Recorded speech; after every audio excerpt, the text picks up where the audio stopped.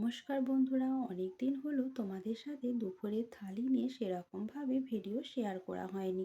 তাই আজকে চলে এসেছি দুপুরের থালিতে কি কি রয়েছে সেটা তোমাদের সাথে শেয়ার করতে। তো প্রথমে দিয়েছি গরম গরম ভাত, তার সাথে লেবু।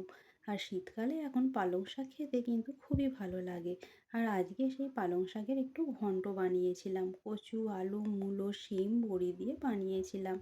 আর তার সাথে রয়েছে এখানে একটা পাঁচমিশালি সবজি দিয়ে একটা তরকারি বানিয়েছিলাম। এটাতে একটু গাজর, বিট, আলু, ওলকপি দিয়ে বানিয়েছিলাম। এখানে রয়েছে রুই মাছের ঝাল, এটাও একটু সর্ষে পোস্ত দিয়ে বানানো হয়েছে। আর ডিমের কালিয়া এখানে আদা, রসুন, পেঁয়াজ দিয়ে একটু কষিয়ে ঝাল ঝাল করে বানিয়েছিলাম। আর শেষ পাতে রয়েছে আমড়ার চাটনি আর রসগোল্লা। তো তোমাদের কেমন লাগলো সেটা অবশ্যই কমেন্ট করে জানিও। সবাই ভালো থাকবেন, সুস্থ থাকবেন। এখন আসি, অন্য এক ভিডিওতে তোমাদের সাথে দেখা হবে। টাটা।